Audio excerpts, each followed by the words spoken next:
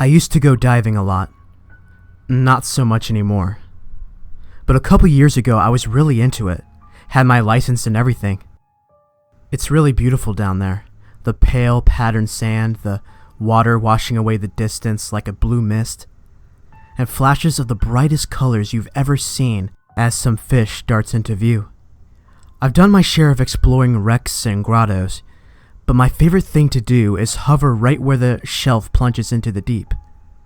You get the greatest dynamics there as deep sea creatures come up to feed. Anyway, one time I was drifting along near Antigua about 40 feet down. I had 2 tanks with me, so I could stay down there for several hours. The shelf sloped off to my left, and rocks and coral broke the monotony of the sand to my right. I hadn't seen much that day, and was getting a bit bored. But then I noticed a large octopus. It was a deep sea type, probably washed up accidentally. They don't usually come up to hunt. It seemed sluggish and didn't react much when I drifted over to it. Now, octopi aren't very friendly creatures. If you manage to get near one, they usually flee within seconds. I'm sure you've seen videos of them changing colors to match their environment. Not all species can do that, but they're all very good at hiding. So seeing a deep sea octopus up close was quite an opportunity. It was about a foot from crown to beak, and dark mottled green. Its tentacles curled up around it, perhaps 4 feet long when extended and pale on the underside. Its eyes looked like golden rings around narrowed black pupils. It was having trouble moving and looked half dead. I decided to try to get near it. There were some yellow-tailed jacks nearby, and I speared one with my knife. Sorry if that offends you. I'm not one of those touch-nothing divers. Cautiously, I approached the octopus and offered it my fish, shoving it out ahead of me and letting it drift toward the creature. Success. It didn't run, but lazily reached an arm out to capture the morsel. It brought it under its beak and began to devour it. I drifted closer, trying to acclimate it to my presence. Over maybe half an hour or so, it became more lively and used to my presence. Apparently, I had bought its tolerance with my offering, and it even began to play a little bit, darting away from me and then back. I had a stick with me that I used to test holes in mud and such, and it occurred to me that maybe I could teach it to play fetch. I brought the stick out and waved it until it seemed like I had its attention, and then threw the stick out sideways. It didn't go very far underwater, of course, but the octopus went after it and grabbed hold with its tentacles. It didn't seem inclined to return it to me though, so I swam closer. It was waving the stick at me, and then tossed it out to the side. It was copying me. I retrieved the stick, and then an interesting idea came into my head. Next to us was a large flat rock covered half an inch of mud and detritus. Careful not to disturb the layers, I took the stick and slowly drew a crude figure of a man, 2 legs, 2 arms, and a round head coming off a central cylinder. The octopus seemed to be watching with interest. I tossed the stick and it caught it easily. It sat there toying with it, and for a few moments I thought my expectations had been too high. But then it reached out with a stick. It began tracing its own mark in the mud.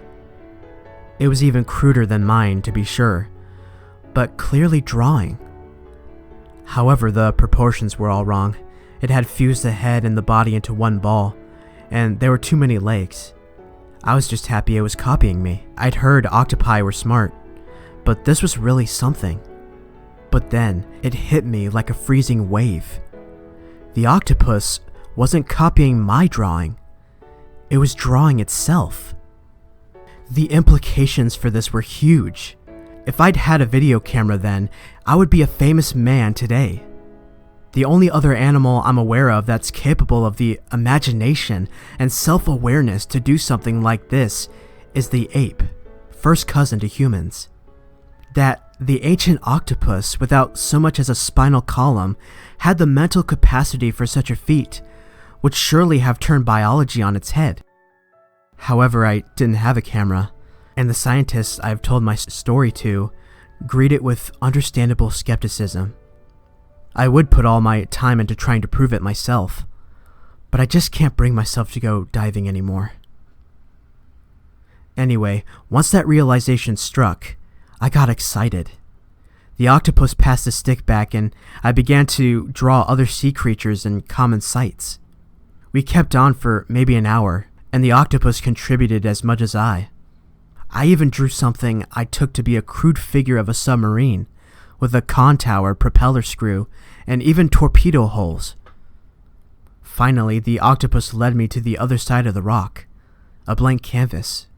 Far down in the corner, it again drew itself and then me. These figures were very small, maybe an inch or two tall. Then, painstakingly, it went to work on a much larger drawing. At first I thought it was a whale, but whales are roughly the size of submarines, so it didn't seem to justify the scale. Furthermore, the proportions were all wrong. This seems like something more humped and compact, almost as if it were upright rather than aquiline, and it had weird bits sticking out of it that didn't seem like fins. I couldn't place it. An oil platform, maybe? No, the lines were too natural, and an octopus wouldn't know what the top of a platform looks like. When the drawing was done, we both sat and looked at it for a while. I took the stick back from the octopus and circled the drawing of us, and then drew a line to the thing. I'm not sure if the octopus picked up on my confusion, because it just sort of sat there for a while. It didn't try to take the stick back. Then it started swimming away. I followed it at a distance. It seemed to be keeping a pace, leading me on. Then it turned and shot out into the deep area off the shelf. I was a good way through my second tank and wasn't supposed to go any deeper, so I had to let it go. It stopped once to watch me, and then darted off, dissolving into the dark blue depths. I looked after it for a few minutes to see if it would return, but there was nothing, so I started watching the other fish and making my way slowly back to the boat. Then, suddenly, there was a low thrumming sound all around me. It wasn't very loud, but it was big, as if it came from the ocean floor itself. I've heard of underwater eruptions, but I've never been in one, and I wondered if I was about to be. But this didn't sound like anything natural. It sounded like the call of some animal, slowed down into the virtually subsonic range and projected from huge speakers very far away.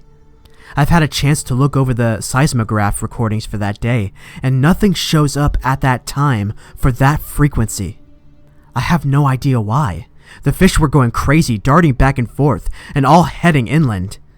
And not just the reef fish, larger ones from deeper in were streaming by me even faster. Suddenly, among them, the octopus appeared again, or one quite like it. It swam up to me and eyed me strangely, then darted past with the rest. The thrumming sounded again. Looking out to the sea, I gradually became aware of a large, dark patch. It was very hard to tell how big or how far away it was, but there was plenty of both to go around. It was hard to tell more than just a shadow in the murky water, but it clearly wasn't a whale or anything man-made. I couldn't even tell if it was a single creature. There seemed to be long strands like kelp or jellyfish tentacles streaming off it, but immeasurably larger. It looked like nothing so much as an ancient misshapen section of coral reef, broke off and floating, at least a part I could see. It seemed to fade off into the distance as though that mass, immense as it may be, was only a limb to some far larger entity. I've never seen a naval carrier from underwater, but I imagine that's the kind of shadow it would cast. The thrumming rang out a third time. An unreasoning fear seized me. I didn't appear to be in danger. Though the thing was vaster than anything I'd ever seen, it was too far away to reach me quickly, and it seemed like it wouldn't fit into the shallows anyway. Nevertheless, I was gripped by the feeling that if I didn't get away as fast as I could, I would be dragged down into the abyss and consumed. I could feel the very water itself drawing me down into that black maw, Heedless of the depth or my equipment, I surged upwards. As I rose, of course, I began cramping. But I clawed my way up anyway. I was still far from the boat. When I broke the surface, I could barely move. I had to keep my mouthpiece in because I couldn't keep my mouth above water. I certainly couldn't call or signal the boat. Far from my receding, my panic was worse than ever. From above the water, I couldn't see the thing or tell whether it was coming for me. I thrashed my slow, painful way toward the boat. Finally, someone on board noticed me, and they came to pick me up. I had the bends bad, and had to stay in a hospital for a few weeks until I was over it. The doctors tell me I was lucky not to get a stroke or some other permanent damage. So, that's my story. I'm sorry I can't give a more satisfying conclusion. I still don't know myself what I experienced. My friends think it was some form of rapture, but it just doesn't match the symptoms. Narcosis is supposed to reduce anxiety, not stimulate it. And my hallucinations, if that's what they were too vivid and specific. Anyway, since then I've been afraid of the water. I tried going out once or twice, but all I can do is stay shaking in the boat. I think there really was something out there, and I don't think it's something I ever want to come across again.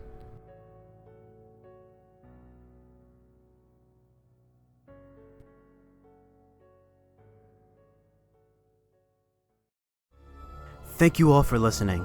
You like what you hear? You can check out other narrations and other videos I've done on here if you wish. You can also follow me on Twitter for updates, Instagram for pictures, and Twitch for livestream interactions. Also, don't be shy. Feel free to suggest any other stories you'd like me to feature on here. Have a good night.